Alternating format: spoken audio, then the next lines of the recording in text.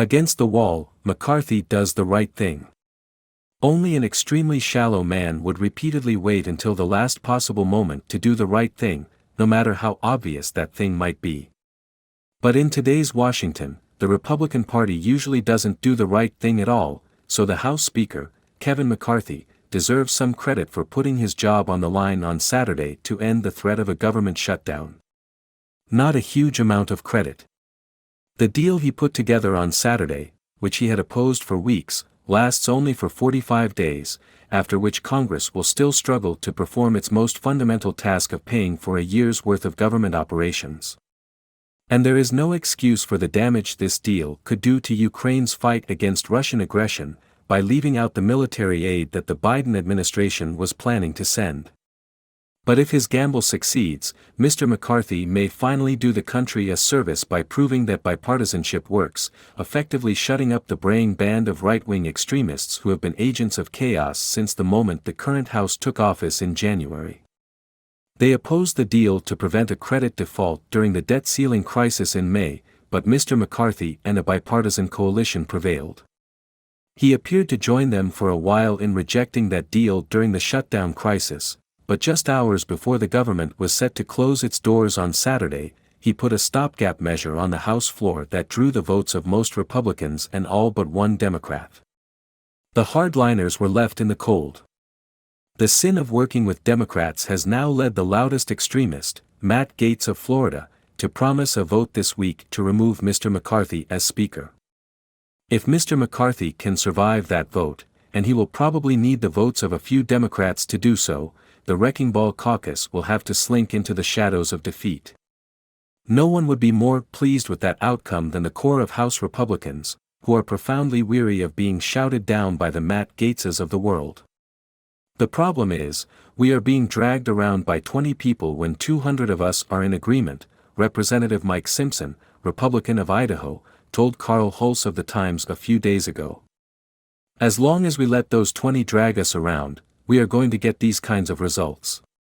At some point in time, you've got to say, we're done. For a while, it didn't look like Mr. McCarthy had the spine to say that. He betrayed the debt ceiling deal he had personally negotiated with President Biden, allowing House appropriators to begin setting 2-year spending targets far below the levels he had agreed to. He backed a different stopgap measure that would have shredded the social safety net and revived Trump-era policies like building hundreds of miles of border wall and denying asylum rights to many desperate migrant families. But that measure failed on the floor on Friday when the extremists voted it down, saying it didn't go far enough in cutting spending and vowing never to support any kind of stopgap measure. And so, having demonstrated to the country that his own caucus was incapable of keeping government open, Mr. McCarthy finally agreed with Mr. Simpson and said he was done. He put a bill on the floor that he knew would draw bipartisan support, one that included important disaster aid and did not slash safety net spending, and he dared his challengers to come after him. "If someone wants to make a motion against me, bring it," he said on Saturday after the bill passed with a vote of 335 to 91. There has to be an adult in the room. Did he do it for pragmatic reasons, knowing that Republicans would be blamed for a shutdown and that it could hurt their chances of holding on to the House in 2024? That was the argument made to him by some of the most vulnerable House Republicans, including those in New York State. Or did he do it because in some deep place in his heart, a place most despised by the hardliners, he actually didn't want a shutdown that would stop the paychecks of hundreds of thousands of federal workers, including those in the military, and damaged the economy at a vulnerable moment? I'm going to be a bit cynical and bet on the former explanation. But the reason doesn't matter as much as his willingness to buck the nihilist wing of the party, which has been taking dictation from Donald Trump to shut down the government in order to stop the 2 federal prosecutions he is facing. A shutdown, however, would not have had any effect on those prosecutions, which are covered by a permanent allocation to the special counsel's office. The question now is whether Mr. McCarthy's actions will cost him his job. Will the hardliners follow Mr. Gaetz and vote to remove him? If he loses 5 Republicans, there will be another unpleasant round of roll call votes for a new speaker, just as there was in January, and the House will be unable to function until one is chosen. But the wrecking crew has no apparent candidate who will win the votes of the full caucus, and it's not clear how long they can hold out. Will a few Democrats step in to save him? Mr. McCarthy is profoundly untrustworthy, having repeatedly broken various promises to both parties.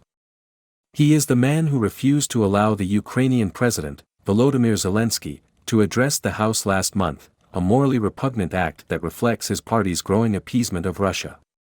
One Democratic senator said that Mr. McCarthy wouldn't even allow administration officials to meet with House members to explain how urgent the aid to Ukraine would be.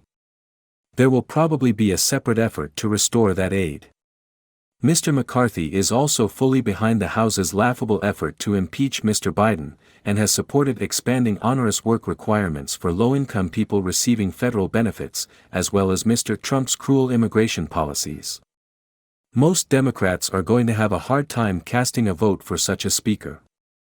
But he did keep the government open, at least for a few more weeks, and he told Mr. Gates and his band where they could go. At a moment like this, that may be enough to let him keep his job.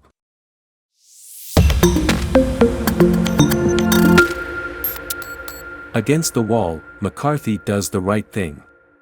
Only an extremely shallow man would repeatedly wait until the last possible moment to do the right thing, no matter how obvious that thing might be. But in today's Washington, the Republican Party usually doesn't do the right thing at all, so the House Speaker, Kevin McCarthy, deserves some credit for putting his job on the line on Saturday to end the threat of a government shutdown. Not a huge amount of. Will Bob Menendez keep his pension? A conviction wouldn't be enough under current law to withhold it. A new bill seeks to change that. No member of Congress has ever had his taxpayer-funded pension stripped for corruption crimes committed while holding public office. That could change, as the Manhattan U.S. Attorney's Office unsealed an indictment Friday charging Senator Bob Menendez, D.N.J., with accepting hundreds of thousands of dollars in bribes from 3 businessmen. Mr. Menendez said in a statement that he is the victim of a smear campaign. A lawyer for the senator's wife, who was also indicted, said she denies any criminal conduct. It isn't the first indictment for Mr. Menendez, against whom the Justice Department dropped earlier charges in 2018 after a mistrial. Nor is Mr. Menendez the only sitting lawmaker to face indictment on corruption charges. Among the others were former Representatives Jesse Jackson Jr., D. Ill, Shaka Fada, D. Pa, and Chris Collins, R. New York. The case, like those before it, presents Congress with a legitimate opportunity to rectify abuse of taxpayer dollars. Under current law, a member's congressional pension isn't stripped until after all avenues for appeal have run out.